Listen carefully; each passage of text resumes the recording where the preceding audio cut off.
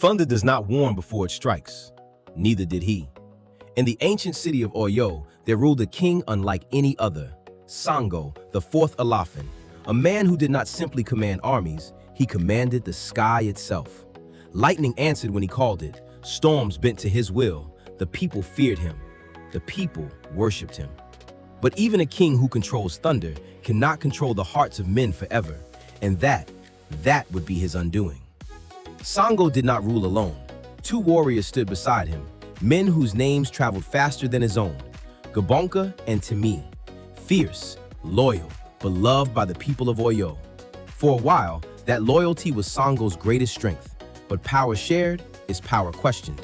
And a king who hears his generals praise louder than himself begins to ask a dangerous question. How long before they no longer need me at all?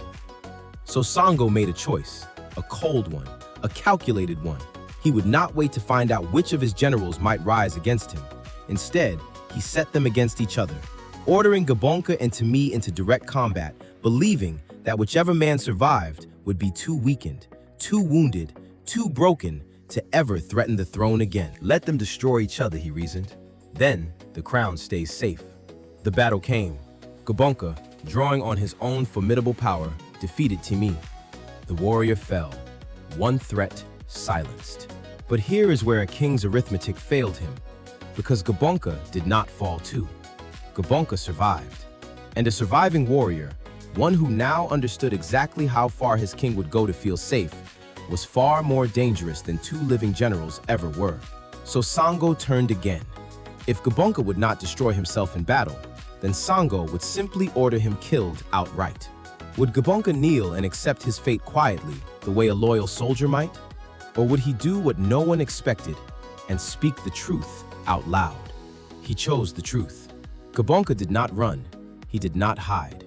Instead, he returned to Oyo carrying the proof of what Sango had done.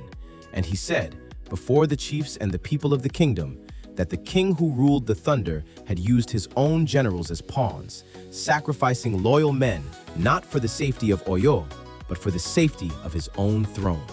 The people who once feared Sango's lightning now feared something else entirely, a king who would burn his own house down to keep his crown. And then, almost as if the sky itself agreed with the verdict, Sango's own power turned against him. His experiments with the very lightning charms that made him legendary sparked a fire that tore through his own palace, consuming his household, his family, everything he had built. The chiefs turned from him. The people turned from him. The throne he had protected through betrayal was now a throne with no one left to protect it. Grief-stricken and disgraced, Sango left Oyo, alone, stripped of the loyalty he once commanded. He walked to Koso, and there, the story of the mortal king ends, but the story of the Orisha begins. His followers refuse to say their king died in shame. They say instead that Sango did not fall. He ascended, rising into the heavens to become the very thunder and lightning he once commanded on earth. To this day, his devotees call him Oba Koso. The king did not hang. And Oya, his fierce and devoted wife, is remembered beside him still, her name forever tied to storm winds and the rushing waters of the Niger. The moral of the story: power built on the destruction of the people who helped you build it will not protect you when it matters most. Loyalty, once betrayed, does not simply disappear. It turns and it remembers. A crown is never as secure as the character of the one who wears it. Which African legend should we bring to life next? Drop your pick in the comments and subscribe so you don't miss the next story.